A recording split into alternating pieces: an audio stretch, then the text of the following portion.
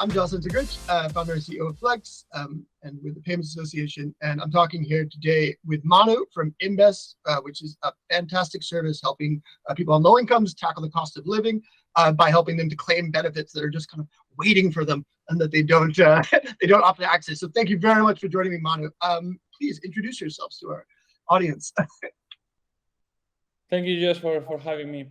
Hello, everyone. My name is Manuel Peleteiro. I'm one of the founders of InBest. The problem we're addressing is that there are 19 billion in unclaimed benefits in the UK, which is quite shocking, especially with the ongoing cost of living and many households struggling to make ends meet.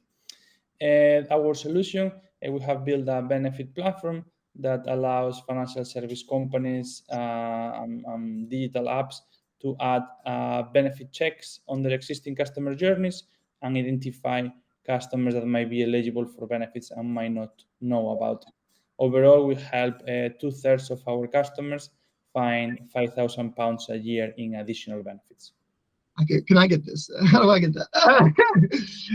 So can you just walk me through like the typical kind of like who you're working with because you're not kind of you're going through partnerships from what I understand. So who are the partners you work for? What does the average journey look like for a customer from them starting their day waking up £5,000 less in their bank account, and then kind of what does that journey look like?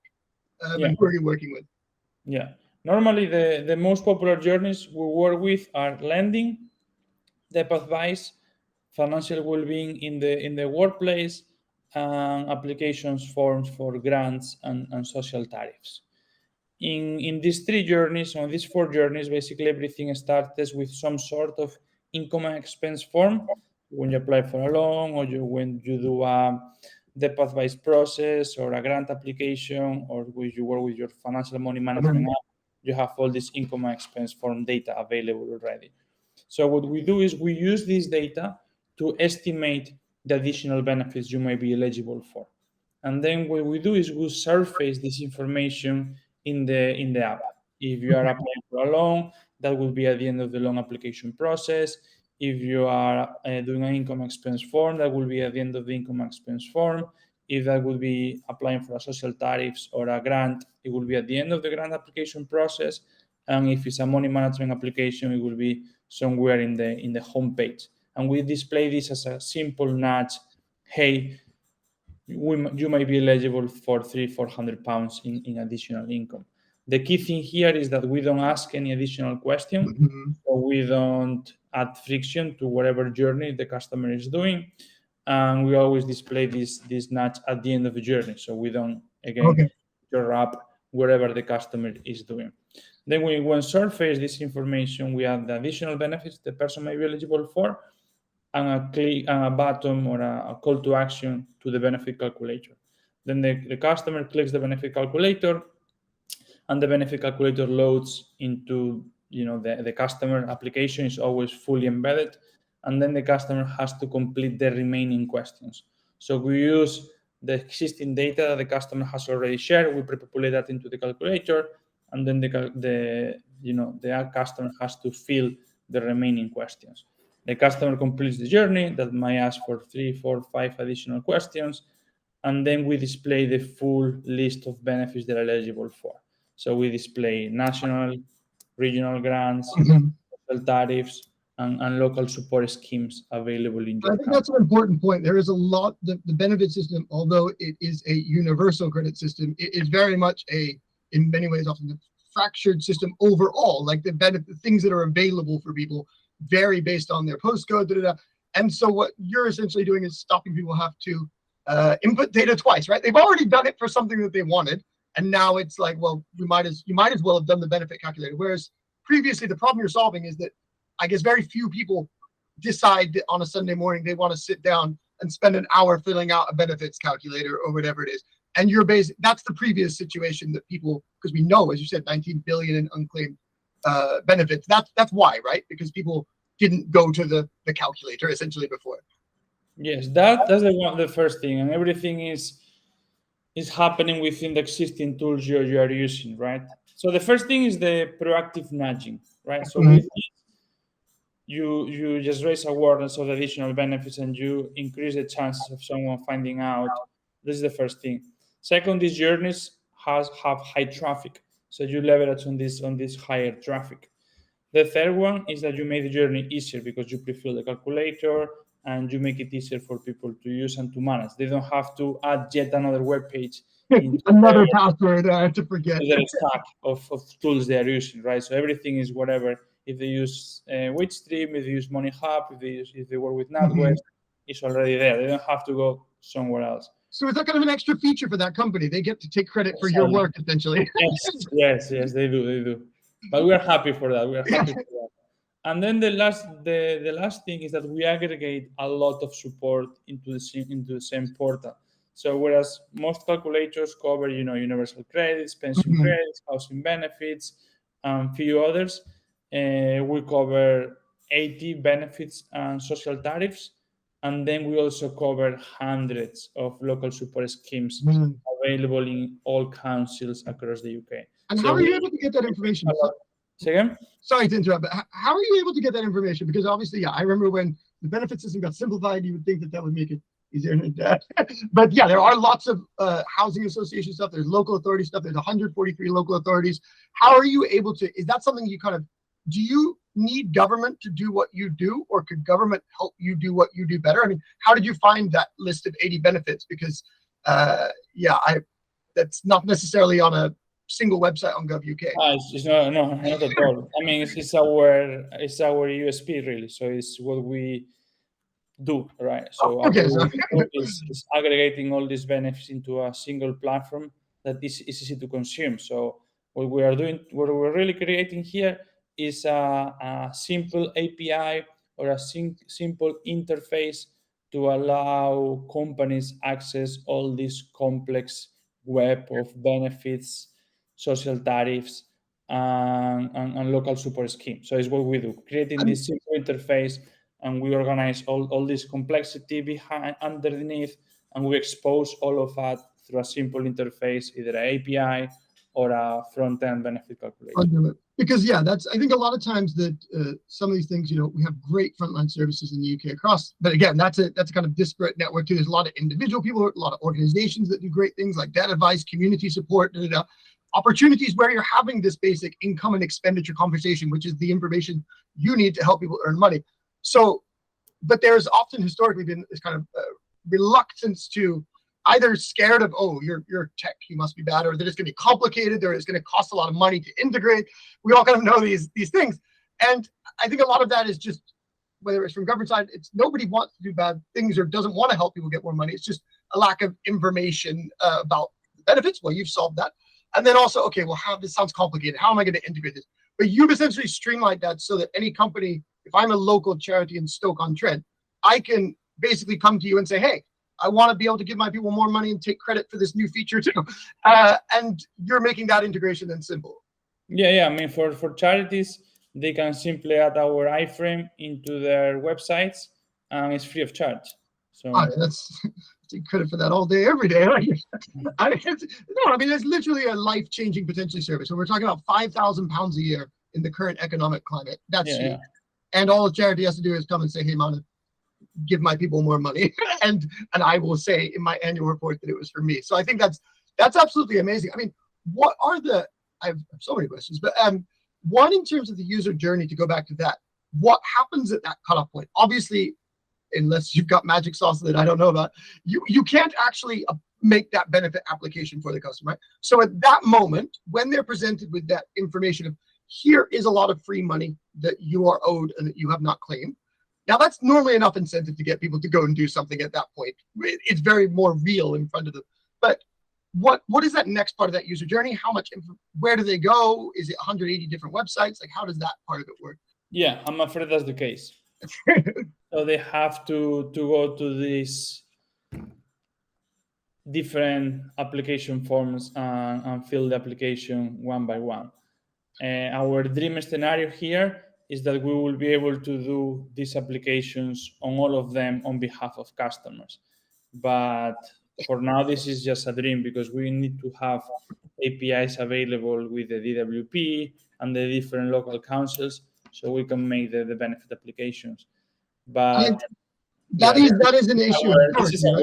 Our main wish would be that the government and local authorities make these APIs openly available, so we can integrate and we can allow people to apply for benefits from, let's say, you are banking with NatWest. Mm-hmm. In NatWest, you can manage all your finances, and you also can apply for your benefits.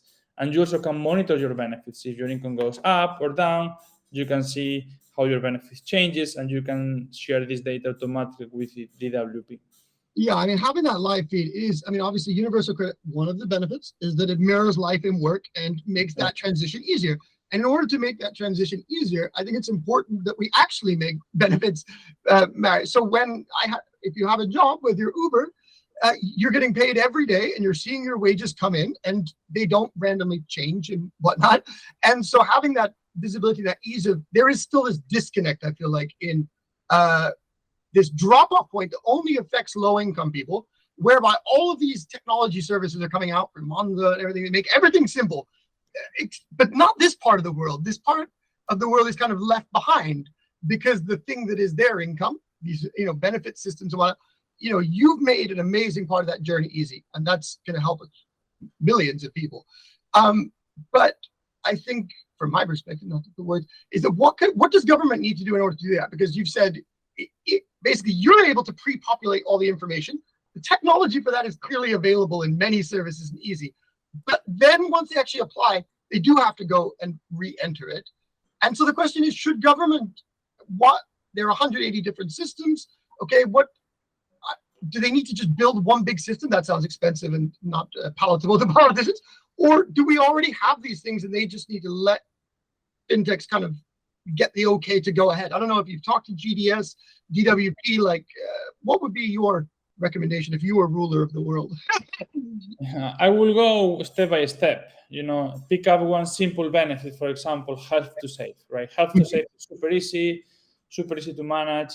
So make a proof of concept with a simple benefits, and then see how it works, see what works well, what doesn't work well, and go one benefit at a time and make it flexible. Of course, building a single portal for 180 benefits is not going to, simplify things. It's going to be a 20 years project. Yeah. My recommendation will be to just surface the API for whatever is available one by one, and then we can create this integration layer managing the application layer of each benefit. But building a single application portal for all benefits, that's going to be very hard to maintain. So I would recommend keeping it as it is, having one application portal for benefits, but instead of the application portal being for humans, the application portal being for computers. I like that. Integration layer that you build a front end so people can go and apply for them, and then you can have different tech companies that do the customer layer, not the government doing the customer layer. I think that's really because that's why we've seen such innovation in the fintech area, is because basically it's like VHS and Betamax, right? Once you set the rules, once you have a framework, here is how you can access this data, go and play with it, sort of thing, and see then that's where innovation truly comes in. It doesn't come in through these big statements and policy things. It doesn't come in. What it comes in for is there's you, me, and lots of other people who've got cool ideas about how we can help people and really offer them a service.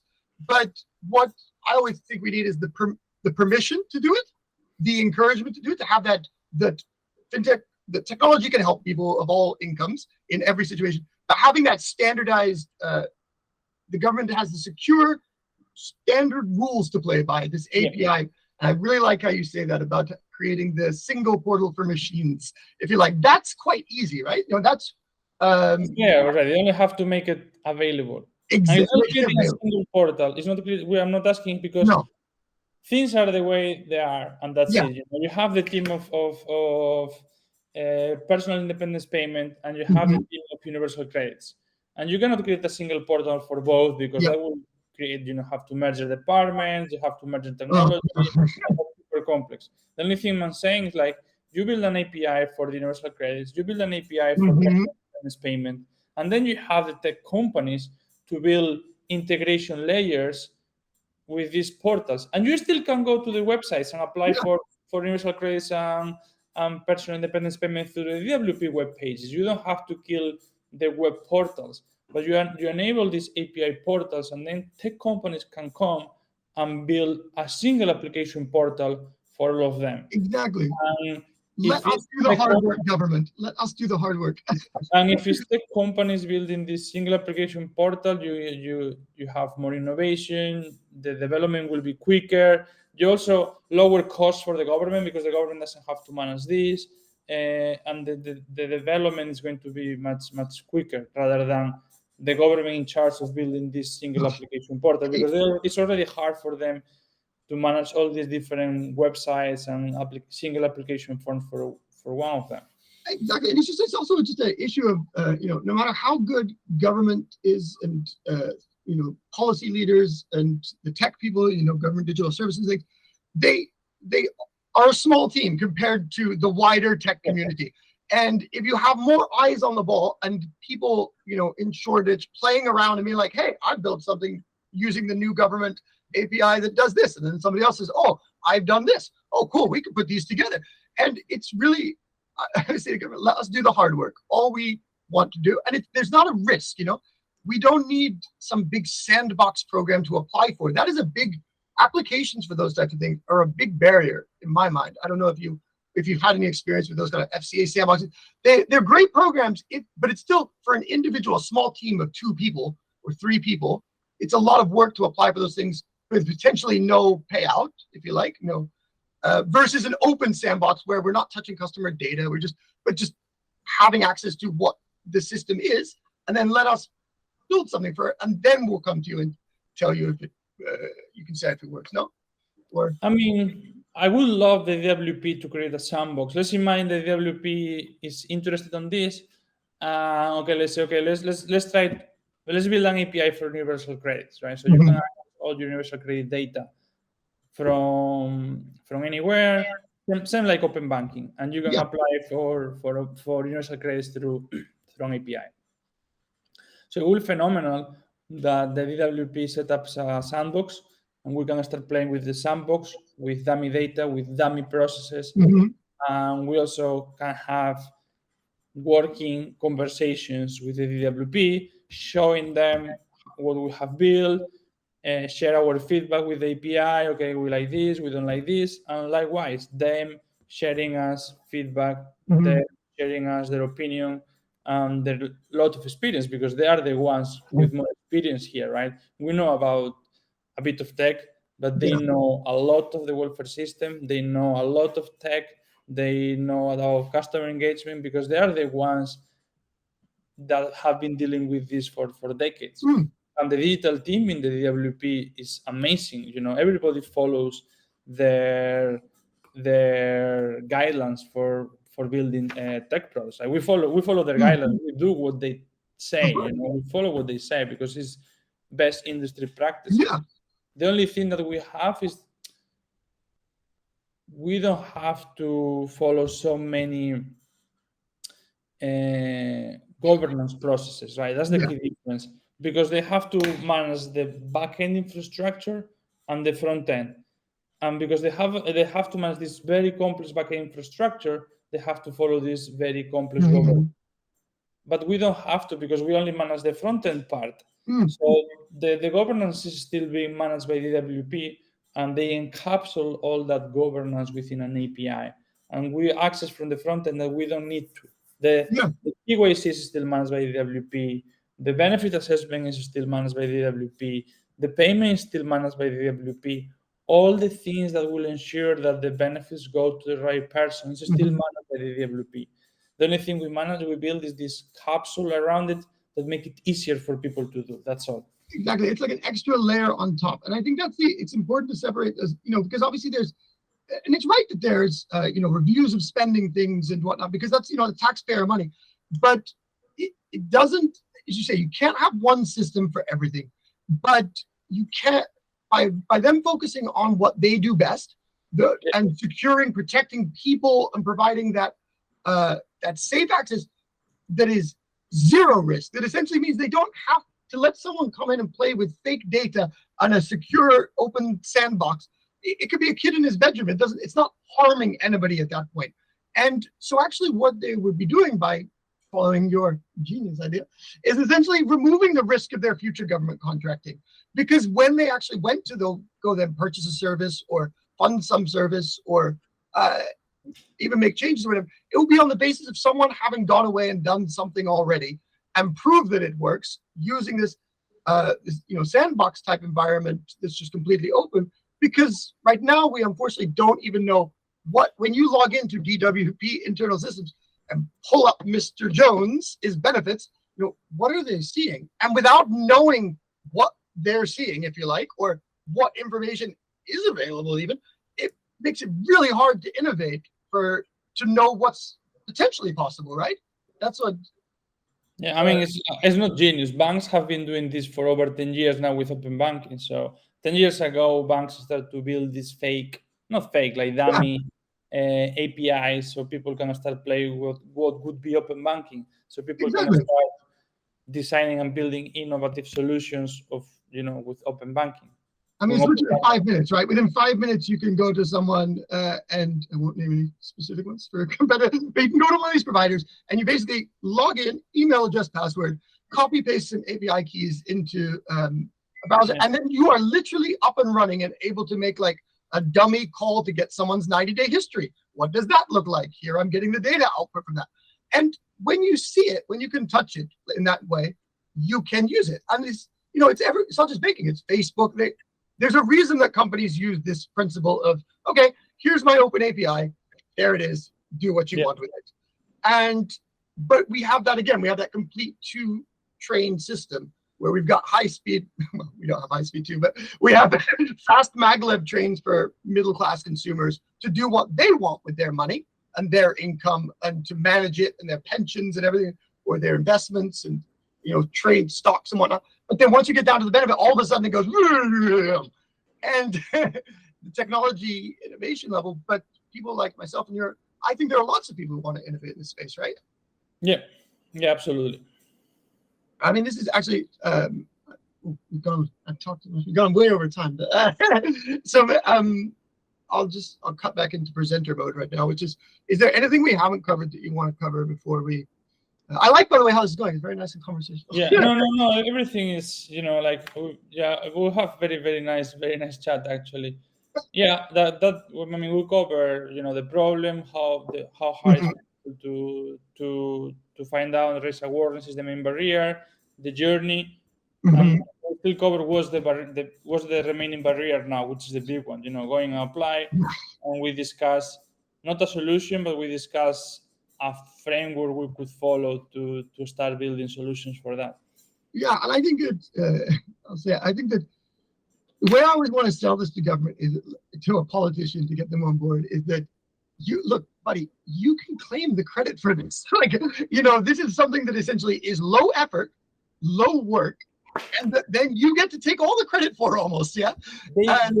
These APIs are there. Yeah. 100%, because that's reassuring. It's an amazing website, and 100% is not a monolithic application. 100% is an API. It has an API. So the only thing they need to do is expose that API, maybe creating, duplicate everything, create sandbox environment. Yeah, of course, totally separate, safe, secure, completely isolated, not real people's information, but a real set of information. Because what is the risk? What is the harm? We're not connecting. I'm not asking to go directly into the government's bank accounts or something. I'm just asking that, can you provide a rule set that we can then start to actually play on? Because from an investment perspective, the UK wants to get outside investment. You can't get outside invest. I can't go to an investor and say, hey, give me 5 million, and then I'm going to start talking to the government, and maybe we'll be able to build a system with them. I'm not quite sure how it works, but I think there might be something as well. Like that doesn't fly at a pitch session, yeah? Whereas when I can go to a pitch session and be like, look, I built the app already. It's ready to go. Like it works with Mr. Blog's fake information. Come to the UK, invest in me, and create some jobs, and we'll build this. It's ready to go, kind of thing. That's a different conversation. Yeah, absolutely. Cool. I'm wondering if as I said, I could 100% talk to you for hours about this, and I really appreciate your time.